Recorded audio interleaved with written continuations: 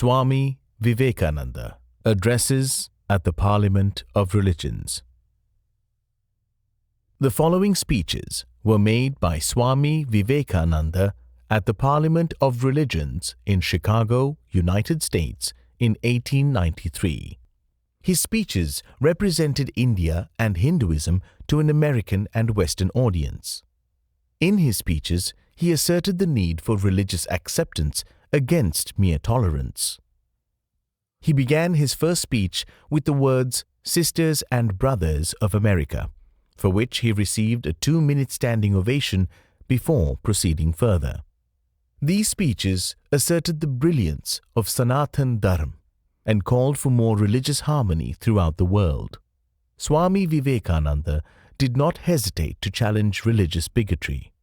He is remembered as a great Hindu monk, as well as a key figure in inspiring nationalism in colonial India, forging a necessary way toward independence and a reassertion of Bharat's place in the world.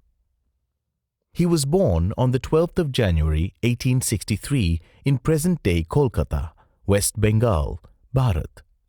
He died on the 4th of July 1902 in Belur Math in West Bengal.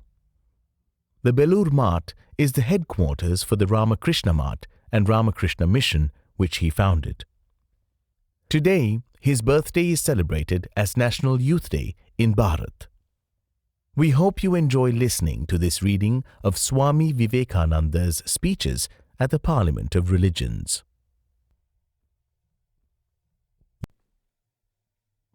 Response to Welcome.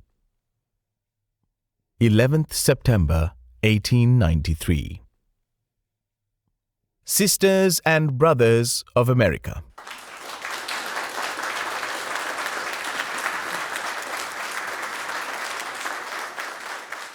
It fills my heart with joy unspeakable to rise in response to the warm and cordial welcome which you have given us.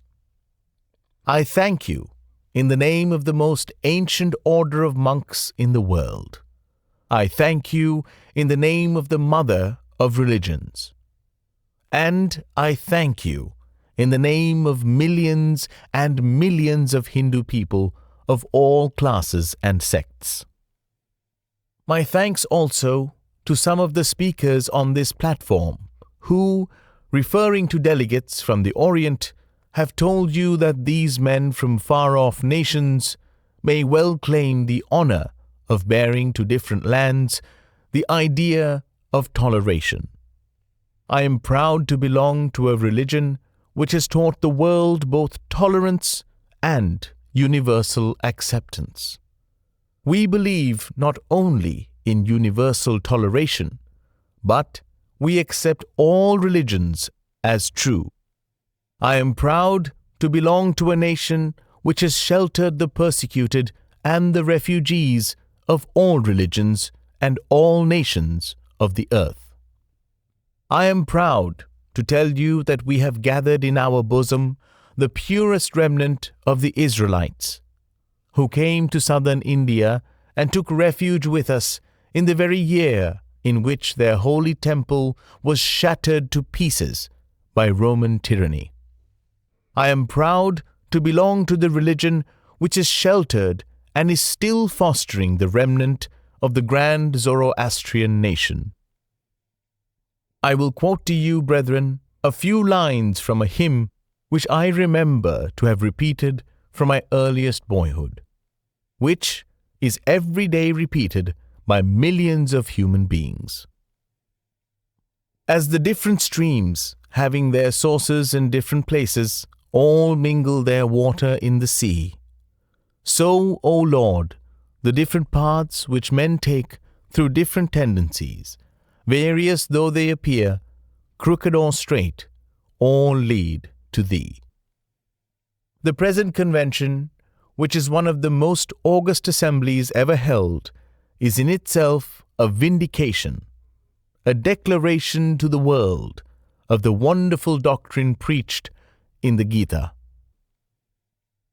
Whosoever comes to me, through whatsoever form, I reach him. all men are struggling through paths which in the end lead to me. Sectarianism, bigotry, and its horrible descendant, fanaticism, have long possessed this beautiful earth. They have filled the earth with violence, drenched it often and often with human blood, destroyed civilization, and sent whole nations to despair. Had it not been for these horrible demons, human society would be far more advanced than it is now. But their time is come, and I fervently hope that the bell that tolled this morning in honor of this convention may be the death knell of all fanaticism, of all persecutions, with the sword or with the pen, and of all uncharitable feelings between persons wending their way to the same goal. Why we disagree. 15th September 1893. I will tell you a little story. You have heard the eloquent speaker who has just finished say, "Let us cease from abusing each other." And he was very sorry that there should be always so much variance. But I think I should tell you a story which would illustrate the cause of this variance. A frog lived in a well. It had lived there for a long time. It was born there and brought up there, and yet was a little, small frog.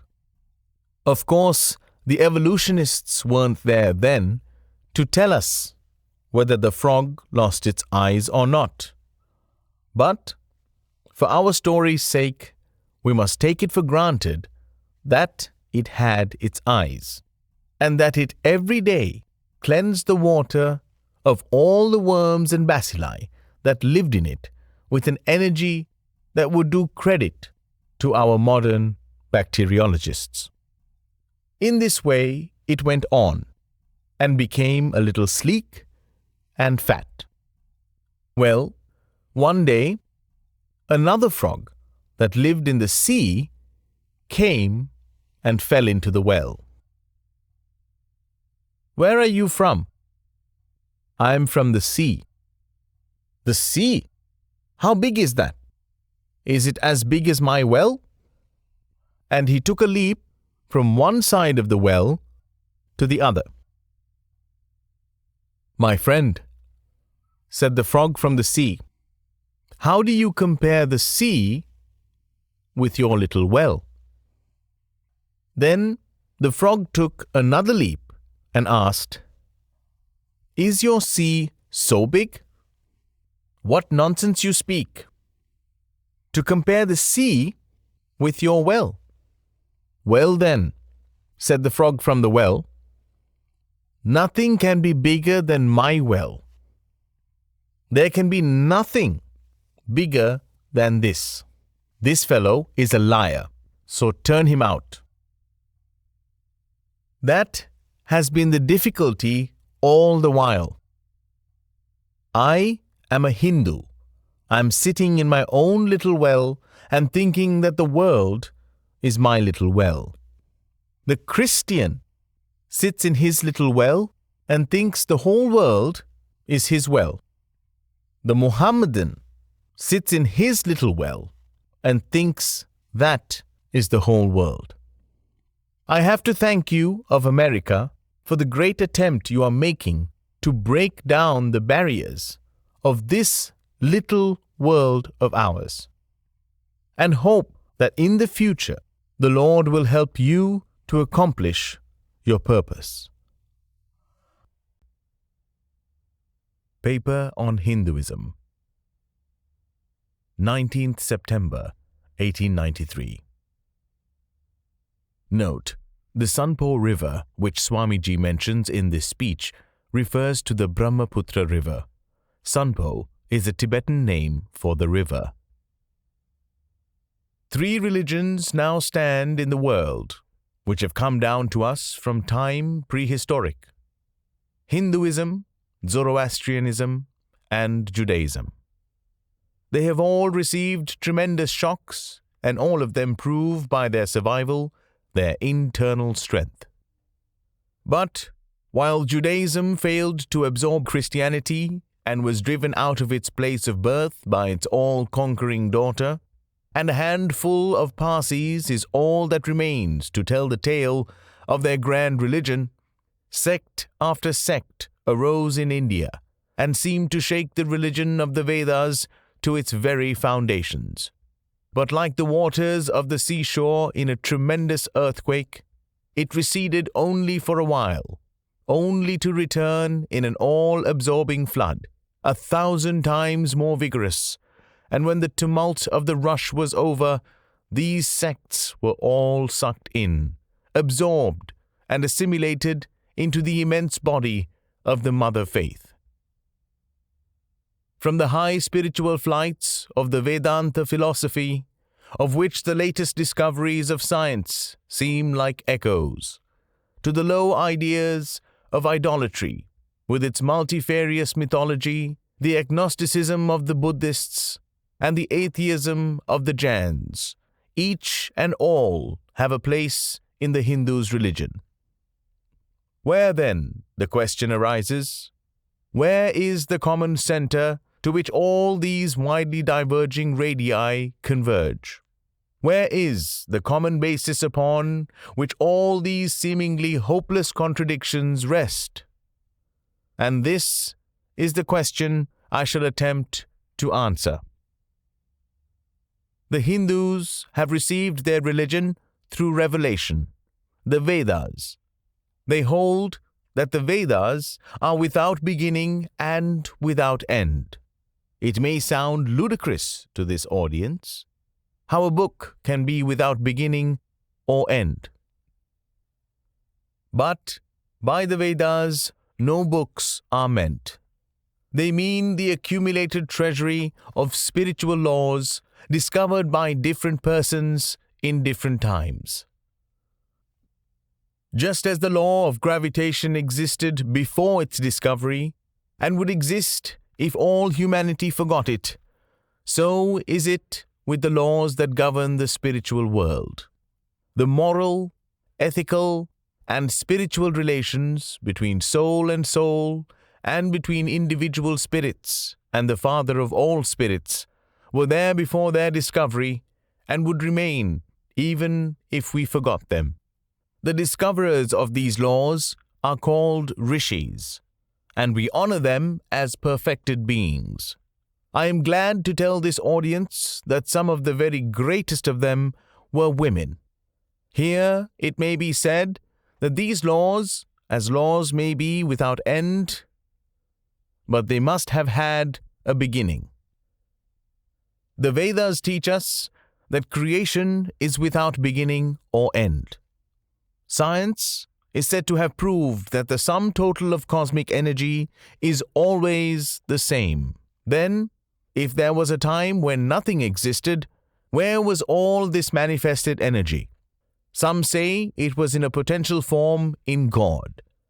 In that case, God is sometimes potential and sometimes kinetic, which would make him mutable. Everything mutable is a compound, and everything compound must undergo that change which is called destruction. So, God would die, which is absurd. Therefore, there never was a time when there was no creation. If I may be allowed to use a simile, creation and creator are two lines, without beginning and without end, running parallel to each other. God is the ever-active providence by whose power systems after systems are being evolved out of chaos, made to run for a time and again destroyed. This is what the Brahmin boy repeats every day. The sun and the moon, the Lord created like the suns and moons of previous cycles. and this agrees with modern science. Here I stand, and if I shut my eyes and try to conceive my existence, I, what is the idea before me? The idea of a body. Am I then nothing but a combination of material substances? The Vedas declare, no. I am a spirit living in a body. I am not the body. The body will die, but I shall not die. Here am I in this body. It will fall, but I shall go on living. I had also a past. The soul was not created, for creation means a combination, which means a certain future dissolution. If then the soul was created, it must die. Some are born happy, enjoy perfect health, with beautiful body, mental vigor, and all wants supplied. Others are born miserable. Some are without hands or feet. Others again are idiots and only drag on a wretched existence. Why, if they are all created, why does a just and merciful God create one happy and another unhappy? Why is He so partial? Nor would it mend matters in the least to hold that those who are miserable in this life will be happy in a future one. Why should a man be miserable even here in the reign of a just and merciful God? In the second place, the idea of a creator God does not explain the anomaly, but simply expresses the cruel fiat of an all-powerful being. There must have been causes, then, before his birth, to make a man miserable or happy, and those were his past actions. Are not all the tendencies of the mind and the body accounted for by inherited aptitude? Here are two parallel lines of existence, one of the mind, the other of matter. If matter and its transformations answer for all that we have, there is no necessity for supposing the existence of a soul. But it cannot be proved that thought has been evolved out of matter, and if a philosophical monism is inevitable, spiritual monism is certainly logical and no less desirable than a materialistic monism. But neither of these is necessary here.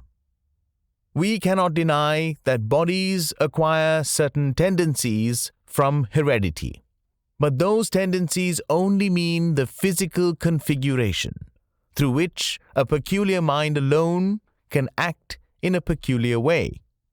There are other tendencies peculiar to a soul caused by its past actions, and a soul with a certain tendency would by the laws of affinity take birth in a body which is the fittest instrument for the display of that tendency. This is in accord with science, for science wants to explain everything by habit, and habit is got through repetitions. So, repetitions are necessary to explain the natural habits of a newborn soul. And since they were not obtained in this present life, they must have come down from past lives. There is another suggestion. Taking all these for granted, how is it that I do not remember anything from my past life? This can be easily explained. I am now speaking English. It is not my mother tongue. In fact, no words of my mother tongue are now present in my consciousness. But let me try to bring them up, and they rush in. That shows that consciousness is only the surface of the mental ocean, and within its depths are stored up all our experiences. Try and struggle. They would come up, and you would be conscious even of your past life. This is direct and demonstrative evidence. Verification is the perfect proof of a theory, and here is the challenge thrown to the world by the rishis. We have discovered the secret by which the very depths of the ocean of memory can be stirred up. Try it, and you would get a complete reminiscence of your past life. So then, the Hindu believes that he is a spirit. Him the sword cannot pierce, him the fire cannot burn, him the water cannot melt, him the air cannot dry. The Hindu believes that every soul is a circle whose circumference is nowhere, but whose center is located in the body, and that death means the change of this center from body to body. Nor is the soul bound by the conditions of matter. In its very essence, it is free, unbounded, holy, pure, and perfect. But somehow or other, it finds itself tied down to matter and thinks of itself as matter. Why should the free, perfect, and pure being be thus under the thraldom of matter, is the next question. How can the perfect soul be deluded into the belief that it is imperfect? We have been told that the Hindus shirk the question and say that no such question can be there. Some thinkers want to answer it by positing one or more quasi-perfect beings and use big scientific names to fill up the gap. But naming is not explaining. The question remains the same. How can the perfect become the quasi-perfect? How can the pure, the absolute, change even a microscopic particle of its nature? But the Hindu is sincere. He does not want to take shelter under sophistry. He is brave enough to face the question in a manly fashion. And his answer is, I do not know. I do not know how the perfect being, the soul, came to think of itself as imperfect, as joined to and conditioned by matter. But the fact is a fact for all that. It is a fact in everybody's consciousness that one thinks of oneself as the body. The Hindu does not attempt to explain why one thinks one is the body. The answer that it is the will of God is no explanation. This is nothing more than what the Hindu says. I do not know. Well then, the human soul is eternal and immortal, perfect and infinite. And death means only a change of center from one body to another. The present is determined by our past actions, and the future by the present. The soul will go on evolving up or reverting back from birth to birth and death to death. But here is another question. Is man a tiny boat in a tempest, raised one moment on the foamy crest of a billow, and dashed down into a yawning chasm the next, rolling to and fro at the mercy of good and bad actions? A powerless, helpless wreck in an ever-raging, ever-rushing, uncompromising current of cause and effect. A little moth placed under the wheel of causation, which rolls on, crushing everything in its way, and waits not for the widow's tears or the orphan's cry? The heart sinks at the idea, yet this is the law of nature. Is there no hope? Is there no escape? Was the cry that went up from the bottom of the heart of despair. It reached the throne of mercy, and words of hope and consolation came down and inspired a Vedic sage. And he stood up before the world and in trumpet voice proclaimed the glad tidings.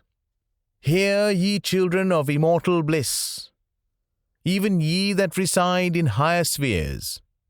I have found the Ancient One, who is beyond all darkness, all delusion. Knowing him alone, you shall be saved from death over again. Children of immortal bliss. What a sweet, what a hopeful name. Allow me to call you, brethren, by that sweet name, heirs of immortal bliss. Yea, the Hindu refuses to call you sinners. Ye are the children of God, the sharers of immortal bliss, holy and perfect beings. Ye divinities on earth, sinners. It is a sin to call a man so. It is a standing libel on human nature. Come up, O lions, and shake off the delusion that you are sheep. You are souls immortal, spirits free, blessed and eternal. Ye are not matter, ye are not bodies. Matter is your servant, not you the servant of matter. Thus it is that the Vedas proclaim not a dreadful combination of unforgiving laws, not an endless prison of cause and effect, but that at the head of all these laws, in and through every particle of matter and force, stands one, by whose command the wind blows, the fire burns, the clouds rain, and death stalks upon the earth. And what is his nature? He is everywhere, the pure and formless one, the Almighty and the All-Merciful. Thou art our Father, thou art our Mother, thou art our beloved friend, thou art the source of all strength, give us strength. Thou art he that beareth the burdens of the universe. Help me bear the little burden of this life.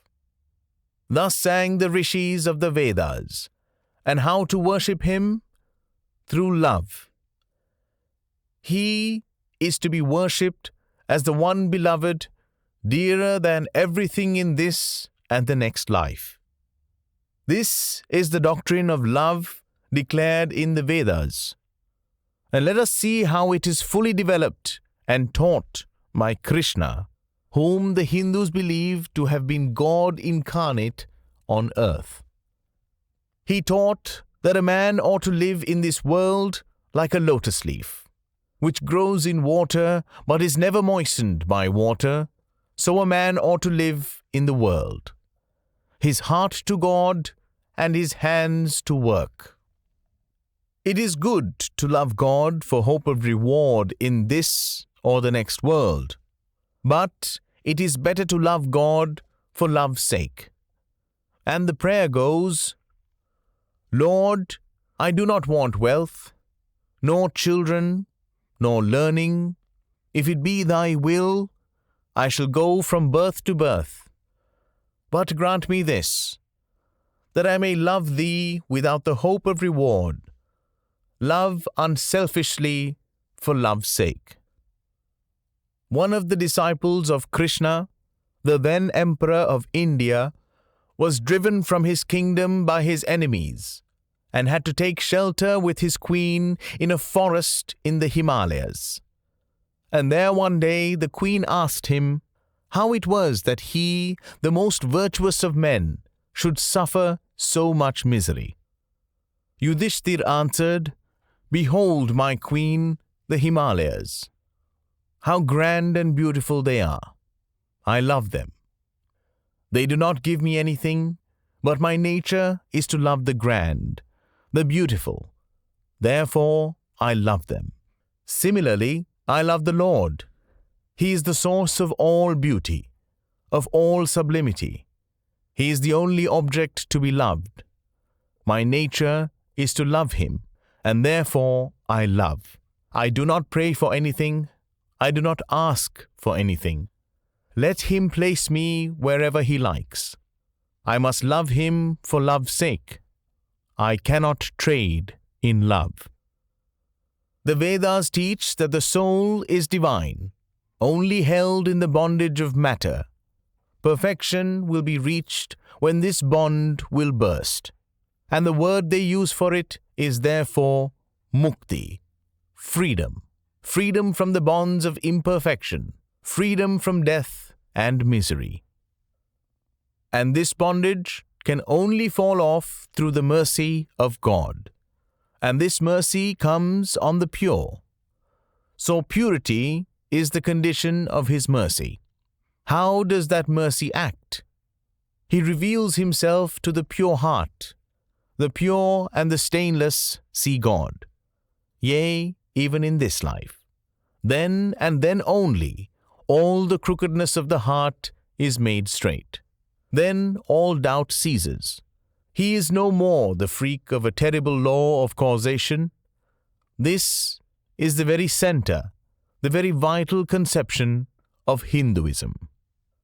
The Hindu does not want to live upon words and theories. If there are existences beyond the ordinary sensuous existence, he wants to come face to face with them. If there is a soul in him which is not matter, if there is an all-merciful universal soul, he will go to him direct. He must see him, and that alone can destroy all doubts. So the best proof a Hindu sage gives about the soul, about God, is, I have seen the soul, I have seen God. And that is the only condition of perfection. The Hindu religion does not consist in struggles and attempts to believe a certain doctrine or dogma, but in realizing, not in believing, but in being and becoming.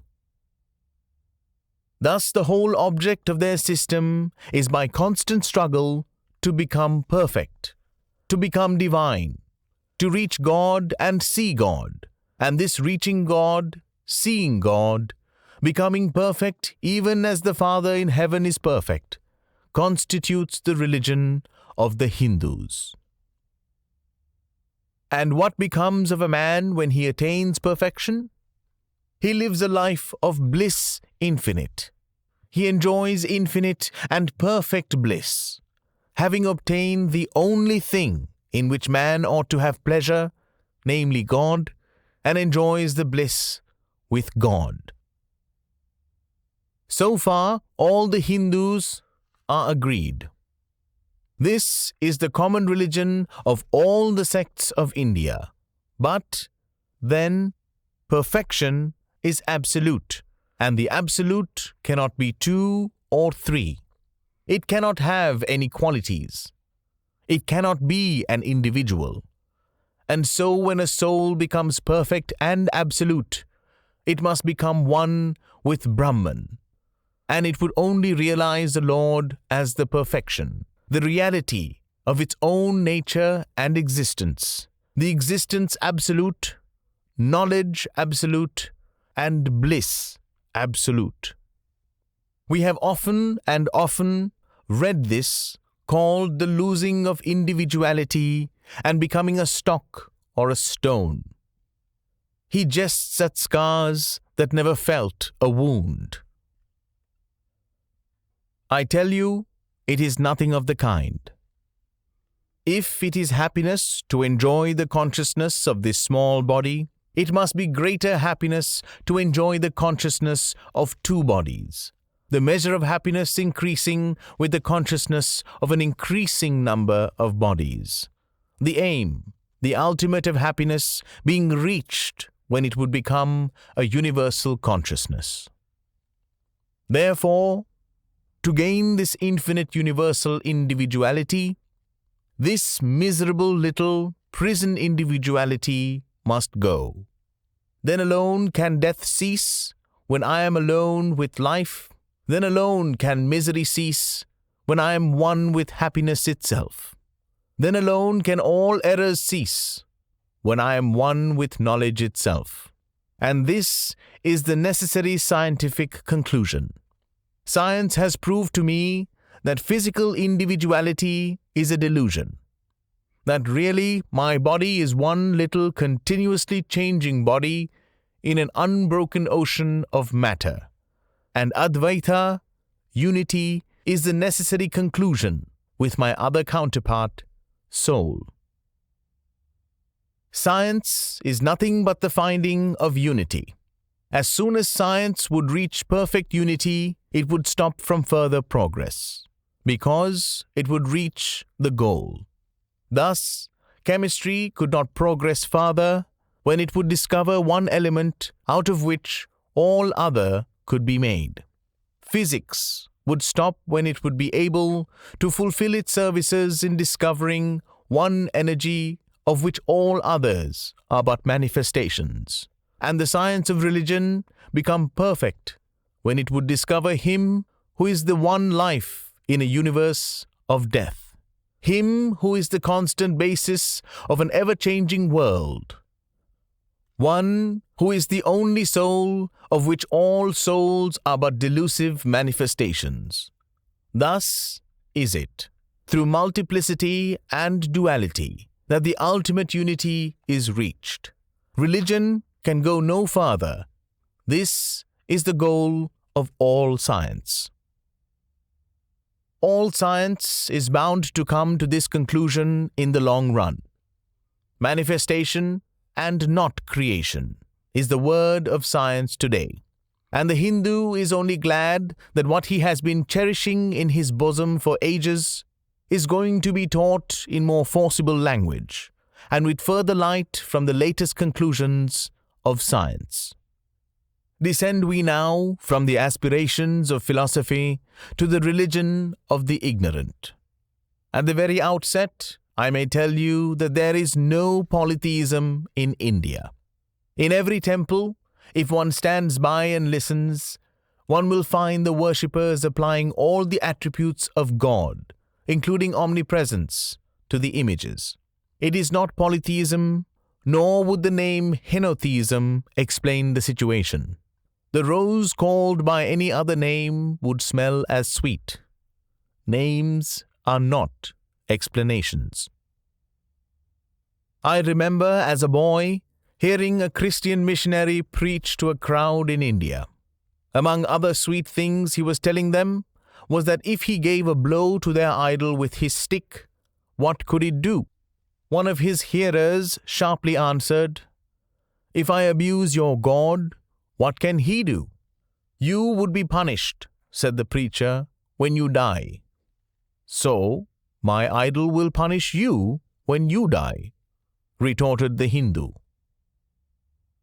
The tree is known by its fruits. When I have seen amongst them that are called idolaters, men the like of whom in morality and spirituality and love I have never seen anywhere, I stop and ask myself, can sin beget holiness? Superstition is a great enemy of man, but bigotry is worse. Why does a Christian go to church? Why is the cross holy? Why is the face turned toward the sky in prayer? Why are there so many images in the Catholic Church? Why are there so many images in the minds of Protestants when they pray? My brethren, we can no more think about anything without a mental image than we can live without breathing. By the law of association, the material image calls up the mental idea and vice versa. This is why the Hindu uses an external symbol when he worships.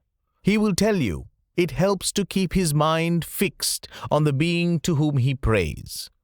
He knows as well as you do that the image is not God, is not omnipresent. After all, how much does omnipresence mean to almost the whole world? It stands merely as a word, a symbol.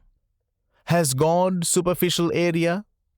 If not, when we repeat that word omnipresent, we think of the extended sky or of space. That is all. As we find that somehow or other, by the laws of our mental constitution, We have to associate our ideas of infinity with the image of the blue sky or of the sea. So we naturally connect our idea of holiness with the image of a church, a mosque, or a cross. The Hindus have associated the idea of holiness, purity, truth, omnipresence, and such other ideas with different images and forms. But with this difference, that while some people devote their whole lives to their idol of a church and never rise higher, because with them religion means an intellectual assent to certain doctrines and doing good to their fellows, the whole religion of the Hindu is centered in realization. Man is to become divine by realizing the divine. Idols or temples or churches or books are only the supports, the helps of his spiritual childhood, but on and on he must progress. He must not stop anywhere. External worship, material worship, say the scriptures, is the lower stage, struggling to rise high. Mental prayer is the next stage, but the highest stage is when the Lord has been realized. Mark, the same earnest man who is kneeling before the idol tells you, him the sun cannot express, nor the moon, nor the stars. The lightning cannot express him, nor what we speak of as fire. Through him they shine. But he does not abuse anyone's idol or call its worship sin. He recognizes in it a necessary stage of life. The child is father of the man. Would it be right for an old man to say that childhood is a sin or youth a sin? If a man can realize his divine nature with the help of an image, would it be right to call that a sin?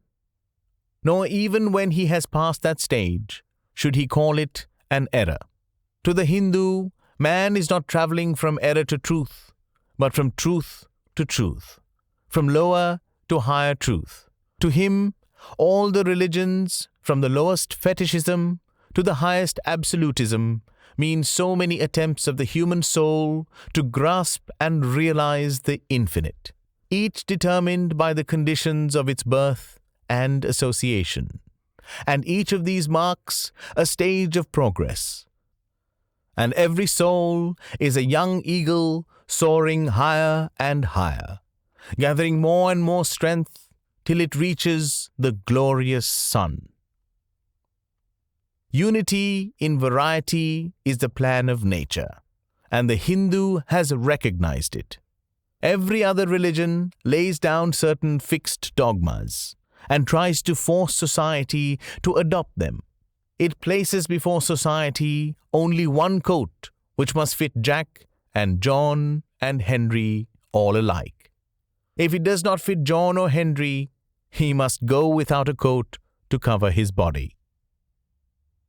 The Hindus have discovered that the absolute can only be realized, or thought of, or stated through the relative, and the images, crosses and crescents are simply so many symbols, so many pegs to hang the spiritual ideas on. It is not that this help is necessary for everyone, but those that do not need it have no right to say that it is wrong, nor is it compulsory in Hinduism. One thing I must tell you, idolatry in India does not mean anything horrible. It is not the mother of harlots. On the other hand, it is the attempt of undeveloped minds to grasp high spiritual truths. The Hindus have their faults. They sometimes have their exceptions. But mark this, they are always for punishing their own bodies and never for cutting the throats of their neighbors. If the Hindu fanatic burns himself on the pyre, he never lights the fire of inquisition. And even this cannot be laid at the door of his religion any more than the burning of witches can be laid at the door of Christianity. To the Hindu, then, the world of religions is only a traveling, a coming up of different men and women, through various conditions and circumstances, to the same goal. Every religion is only evolving a God out of the material man, and the same God is the inspirer of all of them. Why then are there so many contradictions? They are only apparent, says the Hindu. The contradictions come from the same truth, adapting itself to the varying circumstances of different natures. It is the same light coming through the glasses of different colors, and these little variations are necessary for purposes of adaptation. But in the heart of everything, the same truth reigns. The Lord has declared to the Hindu in his incarnation as Krishna, "I am in every religion as the thread through a string of pearls.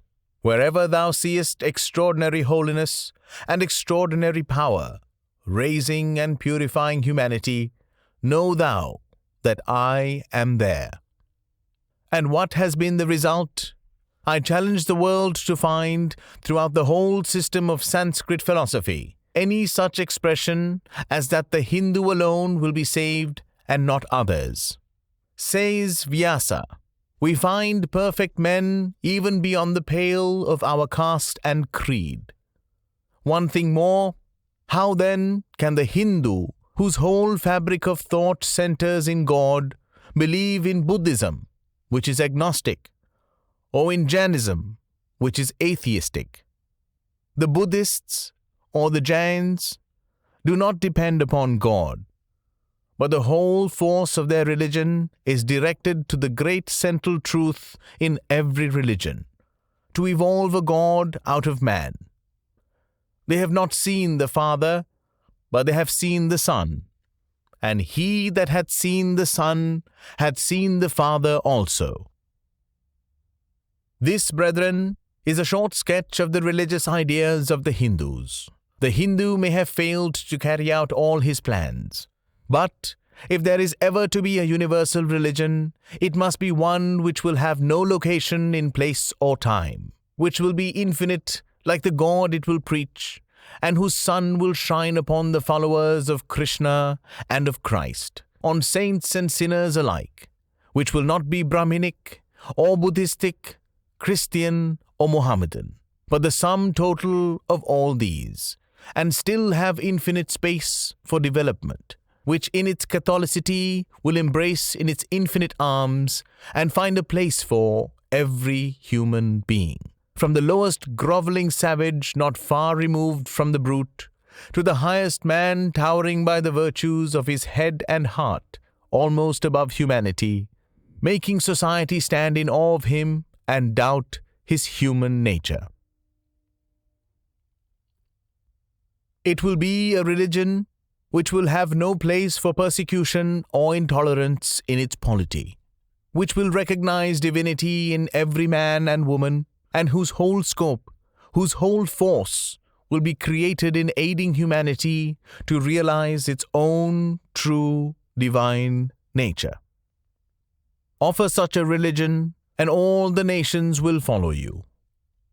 Ashoka's council was a council of the Buddhist faith.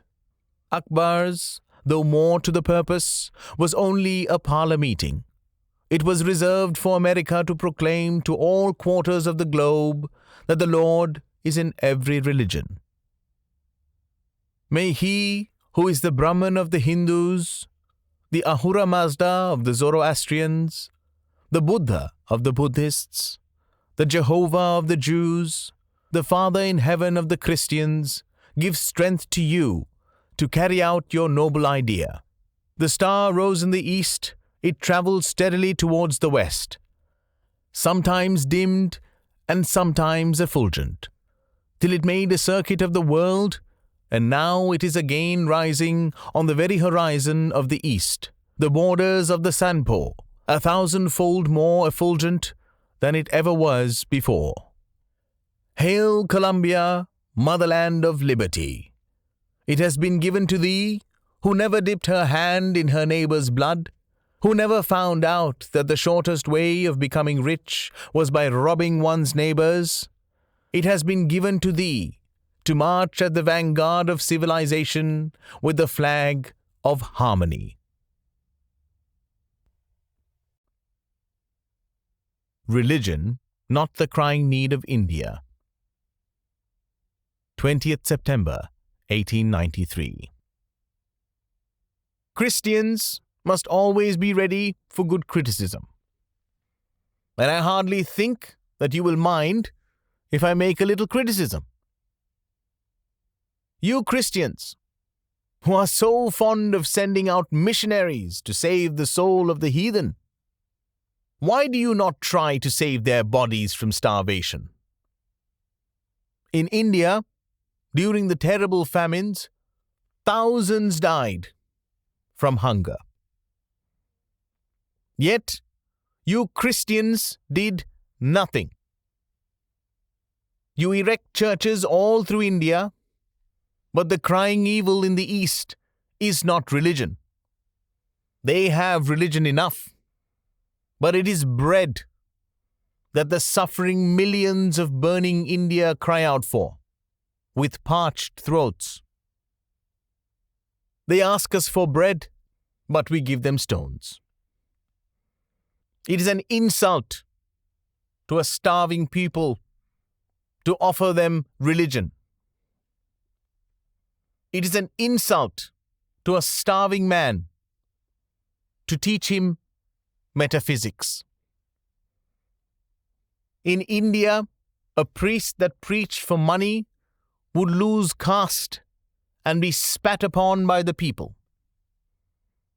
I came here to seek aid for my impoverished people, and I fully realized how difficult it was to get help for heathens from Christians in a Christian land.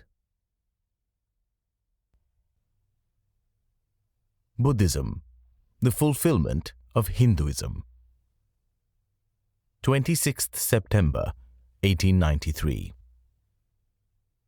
I am not a Buddhist, as you have heard, and yet I am. If China or Japan or Sri Lanka follow the teachings of the great master, India worships him as God incarnate on earth. You have just now heard that I am going to criticize Buddhism. But by that, I wish you to understand only this. Far be it from me to criticize him whom I worship as God incarnate on earth. But our views about Buddha are that he was not understood properly by his disciples. The relation between Hinduism, by Hinduism I mean the religion of the Vedas, and what is called Buddhism at the present day is nearly the same as between Judaism and Christianity. Jesus Christ was a Jew, and Shakyamuni was a Hindu. The Jews rejected Jesus Christ, nay, crucified him, and the Hindus have accepted Shakyamuni as God and worship him. But the real difference that we Hindus want to show between modern Buddhism and what we should understand as the teachings of Lord Buddha lies principally in this. Shakyamuni came to preach nothing new. He also, like Jesus, came to fulfill and not to destroy. Only in the case of Jesus, it was the old people, the Jews, who did not understand him, while in the case of Buddha, it was his own followers who did not realize the import of his teachings. As the Jew did not understand the fulfillment of the Old Testament, so the Buddhist did not understand the fulfillment of the truths of the Hindu religion. Again, I repeat, Shakyamuni came not to destroy, but he was the fulfillment, the logical conclusion, the logical development of the religion of the Hindus. The religion of the Hindus is divided into two parts, the ceremonial and the spiritual. The spiritual portion is specially studied by the monks. In that there is no caste. A man from the highest caste and a man from the lowest may become a monk in India, and the two castes become equal. In religion, there is no caste. Caste is simply a social institution. Shakyamuni himself was a monk, and it was his glory that he had the large-heartedness to bring out the truths from the hidden Vedas and through them broadcast all over the world. He was the first being in the world who brought missionarizing into practice. Nay, he was the first to conceive the idea of proselytizing. The great glory of the Master lay in his wonderful sympathy for everybody, especially for the ignorant and the poor. Some of his disciples were Brahmins. When Buddha was teaching, Sanskrit was no more the spoken language in India. It was then only in the books of the learned. Some of Buddha's Brahmins' disciples wanted to translate his teachings into Sanskrit, but he distinctly told them, "I am for the poor, for the people. Let me speak in the tongue of the people." And so, to this day, the great bulk of his teachings are in the vernacular of that day in India. Whatever may be the position of philosophy, whatever may be the position of metaphysics, so long as there is such a thing as death in the world, so long as there is such a thing as weakness in the human heart, so long as there is a cry going out of the heart of man in his very weakness, there shall be a faith in God. On the philosophic side, the disciples of the great Master dashed themselves against the eternal rocks of the Vedas and could not crush them. And on the other side, they took away from the nation that eternal God to which every one, man or woman, clings so fondly. And the result was that Buddhism had to die a natural death in India. At the present day, there is not one who calls oneself a Buddhist in India, the land of its birth. But at the same time, Brahminism lost something. That reforming zeal, that wonderful sympathy and charity for everybody, that wonderful heaven which Buddhism had brought to the masses and which had rendered Indian society so great that a Greek historian who wrote about India of that time was led to say that no Hindu was known to tell an untruth, and no Hindu woman was known to be unchaste. Hinduism cannot live without Buddhism, nor Buddhism without Hinduism. Then realize what the separation has shown to us.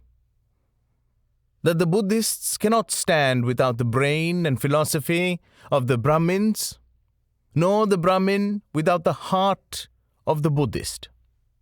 This separation between the Buddhists and the Brahmins is the cause of the downfall of India. That is why India is populated by 300 millions of beggars. And that is why India has been the slave of conquerors for the last 1,000 years. Let us then join the wonderful intellect of the Brahmins with the heart, the noble soul, the wonderful humanizing power of the great Master. Address at the final session. 27th September, 1893. The world's parliament of religions has become an accomplished fact, and the merciful Father has helped those who labored to bring it into existence and crowned with success their most unselfish labor. My thanks to those noble souls whose large hearts and love of truth first dreamed this wonderful dream and then realized it. My thanks to the shower of liberal sentiments that has overflowed this platform. My thanks to his enlightened audience for their uniform kindness to me and for their appreciation of every thought that tends to smooth the friction of religions. A few jarring notes were heard from time to time in this harmony. My special thanks to them, for they have, by their striking contrast, made general harmony the sweeter. Much has been said of the common ground of religious unity. I am not going just now to venture my own theory, but if anyone here hopes that this unity will come by the triumph of any one of the religions and the destruction of the others, to him I say, brother, yours is an impossible hope. Do I wish that the Christian would become Hindu? God forbid. Do I wish that the Hindu or Buddhist would become Christian? God forbid. The seed is put in the ground, and earth and air and water are placed around it. Does the seed become the earth, or the air, or the water? No. It becomes a plant. It develops after the law of its own growth, assimilates the air, the earth, and the water, converts them into plant substance, and grows into a plant. Similar is the case with religion. The Christian is not to become a Hindu or a Buddhist, nor a Hindu or a Buddhist to become a Christian. But each must assimilate the spirit of the others and yet preserve his individuality and grow according to his own law of growth. If the Parliament of Religions has shown anything to the world, it is this. It has proved to the world that holiness, purity, and charity are not the exclusive possessions of any church in the world, and that every system has produced men and women of the most exalted character. In the face of this evidence, if anybody dreams of the exclusive survival of his own religion and the destruction of the others, I pity him from the bottom of my heart and point out to him that upon the banner of every religion will soon be written, in spite of resistance, help and not fight, assimilation and not destruction, harmony and peace and not dissension. You've been listening to Swami Vivekananda's addresses at the Parliament of Religions. The speeches are in the public domain. This audio production was produced by Raghav Suri in 2025. Introduction written by Raghav Suri. The audio is licensed under a Creative Commons Attribution, Non-Commercial, No Derivatives 4.0 International License. Visit creativecommons.org to learn the full details of this license. Applause sound effect made by Ondrosic, available via freesound.org. Sound effect is licensed under a Creative Commons Zero license. Audio narration by Ram Ranjini. You can hear more audio productions at suriaudio.com. You can find more works by Raghav Suri at raghavsuri.com. Thank you for listening.